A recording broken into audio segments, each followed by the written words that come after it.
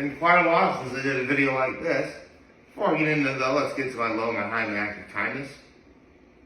Let's see, what was my low? I suppose my low is, it's kind of a two-sided, or a double-edged sword. Because yesterday and last Sunday, I pretty much spent about as much time as I could up at the lake. Like, it's well after 8 o'clock at night when we actually leave. I help my parents, I got into the habit of helping my parents, clean up. Plus, we like to stop for ice cream on the way home, and that's awesome. But because of that, it winds up making me go to bed much later than I would like. I mean, on the one hand, it's okay because I do get to sleep in. But, Mondays, I'm able to sleep in a little bit. But I'm usually the kind of person where after all the festivities are done, I immediately just want to head home.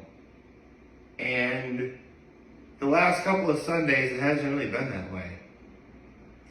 I mean, in one respect, I really should get used to it, seeing as how with football season coming up, and I spend every Sunday at my folks' place, after we close the lake, of course. It's gonna be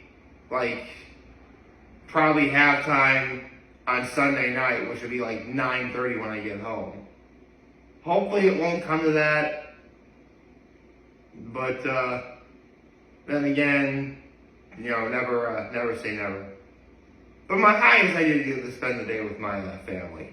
That was actually a lot of fun. I got to play with my nephews a little bit, got to see my brother and my sister-in-law. My mom made a delicious pot roast dinner. Honestly, yesterday was about as decent of a day as a person could hope for. And my act of kindness was, like I just said, I helped my parents clean up everything after we were done. Everybody was out and about in the boat, and I actually stayed behind with my mom, partly because they were visiting people that they really wouldn't have enough room in the boat if I was there. So I helped my mom vacuum. I helped carry stuff to the car after we were all done. We did quite a bit. So Saturday and mostly Sunday, I spent the majority of that time watching a new show. Not just any show, because hands down, one of the best shows growing up. And keep in mind, I'll admit, I never really got into the show because as much as I am big into animation, I never really thought of, dark and gloomy as being good. It was Batman the Animated Series. Originally made by a person by the name of Bruce Timm. Well, just recently, Bruce Timm developed another Batman show.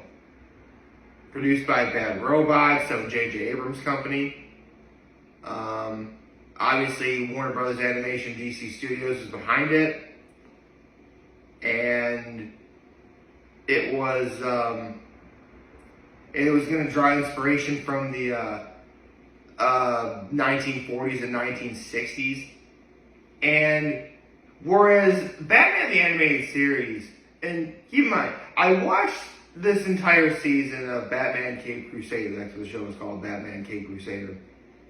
And then I saw Doug Walker's take on the show.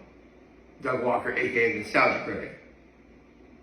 And there are things I agree with what he said, and there are things I don't agree with. Much like a lot of people I like to watch. So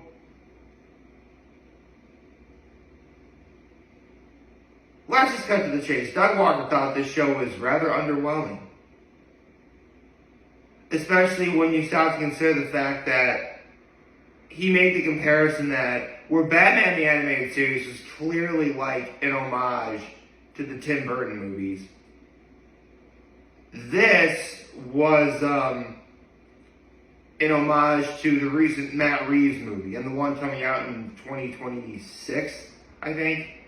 The one where Robert Pattinson is Batman. Particularly the aspect of how, yes, Batman is a superhero, but he's also one of the greatest detectives in all of fiction. And this show really did play a lot about that. So, yeah, there's going to be action, but that won't necessarily be at the forefront. This is meant to be like a thinking person show. And another thing where obviously Batman the animated series, there were a lot of adult themes. There were some dark tones. But little kids could actually watch that show. Little kids are not gonna be able to watch this. There's definitely some language that children really aren't going to, where it wouldn't be safe for children to listen to. So if Doug Walker thought this show was underwhelming, what did I think? Honestly, keep in mind, he thought it was underwhelming. That doesn't mean he didn't like it. He didn't like it. And honestly, to me, I really did like this show. But much like I kind of noticed with a lot of the shows I've been watching over the years, like Amphibia or My Adventures with Superman, they're definitely using the first season as sort of like a testing ground. Like, okay, let's see where this goes. We'll try and tell a decent story, try and keep it a little episodic. For sure, we're going to throw a little bit of hints to the future here and there. And here it works too. It absolutely works here too. And I mean, there's definitely a few things that people of the show are not going to get into. Like, I mean, the big one is, for sure, they made Penguin a woman. Instead of Oswald Cobblepot, it's Oswalda Cobblepot. Now, when Doug Walker talked about this, he mentioned how, there really is no problem changing the gender or race of a character as long as you can add something new to it, or as long as, you can still keep, like, the menacing vibes of said character if they were a villain. And they definitely do here. In fact, the Penguin in this show is pretty much ruthless. I mean, she gets the word that one of her two sons, she has two sons, is leaking information to, like, a rival gang, and she has the son killed. What's worse is she got the wrong son. That is gruesome. Good Lord. And there's a lot of other changes like that too, like they made Harley Quinzel Asian, voiced by Jamie Chung, which reminds me, the cast of this show is say the goddamn everybody. I mean, Hamish Linklater is Bruce Wayne as Batman. Like, him being Batman for sure, that's definitely being Robert Pattinson's Batman.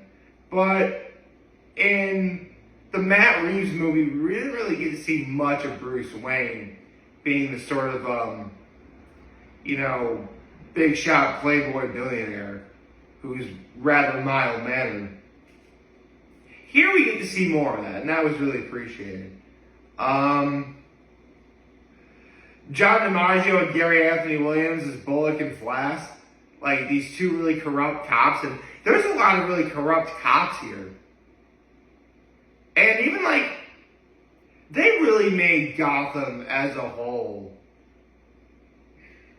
You know what? It sounds cliche, but they really did make it a cesspool of crime and villainy. Like, by the very end of the show, there's really only 4 really good people in all of Gotham. And that is including Batman. It's Batman, Commissioner Gordon, and his daughter Barbara, and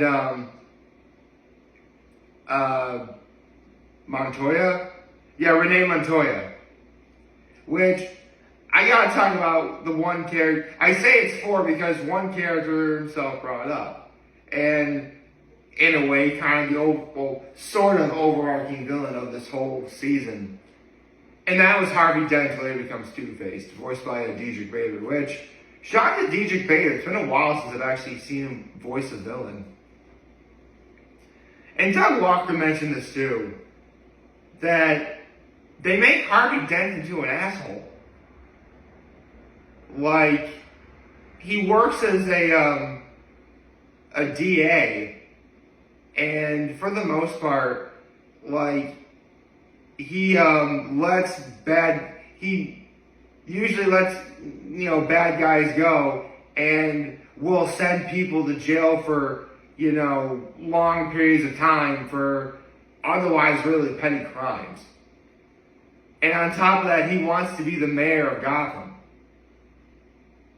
Now, I will agree with Doug Walker. They definitely made Harvey Dent into an asshole. And he brought that up because, when he winds up becoming Two-Face, you're not shocked. And that I also agree with. But I wouldn't quite say full-on asshole. Definitely asshole, but definitely entitled.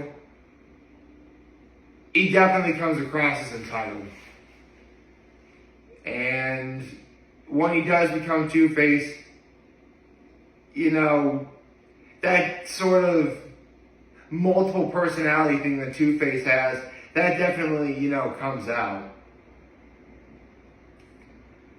But you do feel a little bit bad when, spoiler alert, Harvey Dent winds up dying. Getting shot in the back by, Flash, who I just mentioned earlier. Voiced by Gary Anthony Williams. Sorry, I think I'm down a little something. And keep in mind, since they are sort of borrowing a little bit from the Matt Reeves movies, Batman could have, obviously one really good character I really liked on the show was the portrayal of Alfred. Because obviously this is Bruce Wayne starting out as Batman, and obviously he's not going to get everything right. And I love how by the very end of the season, he just refers to Alfred as Pennyworth, which obviously Pennyworth is his last name, but he doesn't really refer to him as Alfred until the final moment of the season, which Doug Walker didn't quite really like that. I certainly didn't hate it. In fact, it's sort of, how do I put this? It definitely coincides with the sort of arc that Batman has in this season. I mean, yes, he's a detective. Yes, he's trying to improve the streets of Gotham by going above the law. But he's only human. He's not going to get everything right. So when he refers to Alfred as Alfred, there's some growth there. Not much, but then again, this is only the first season. Again, I think this first season was really meant to be a sort of a testing waters for what's to come next. Which, speaking of which, and Doug Walker mentioned this too, the Joker really is shoehorned in everything Batman related, which I was actually kind of wondering if they were, considering Harley Quinn is in the show, but they don't, they don't put him with the Joker. Harley Quinn is her own villain. And she's pretty messed up as a villain. Which, I gotta say, before I continue on, the cast is phenomenal. I mean, I mentioned Hamish Linklater as Batman, but Jamie Chung as Harley Quinn, Diedrich Bader as Two-Face, Tom Kenny's in this show, Yuri Lowenthal, Sasuke and Simo, Jason Marsden, Vincent Piazza, and some of the villains too, like Christina Ricci as Catwoman, Reed Scott as Onomatopoeia, Minnie Driver as the Penguin,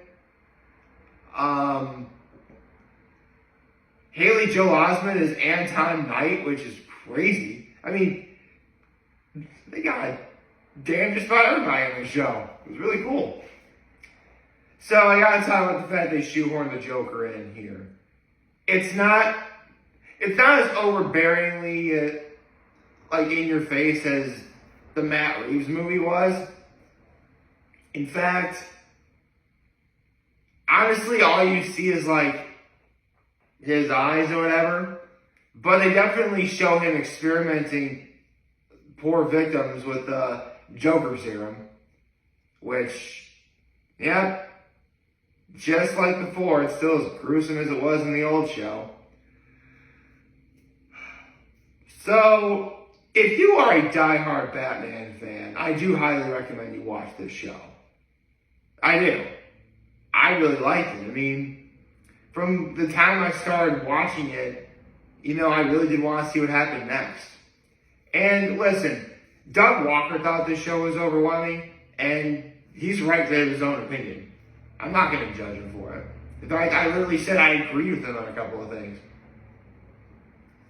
And I disagreed with him on other things. No problem. You know, he has his opinion, I have mine. There's nothing wrong with that. But me personally, I did like this show.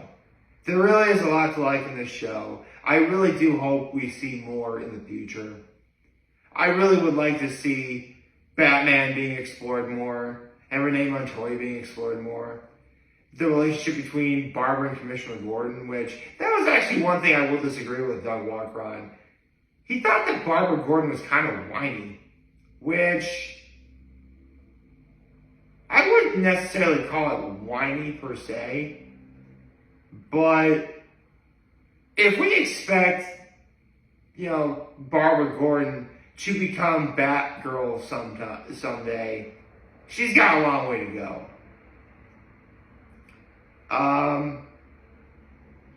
But overall, this is a good show.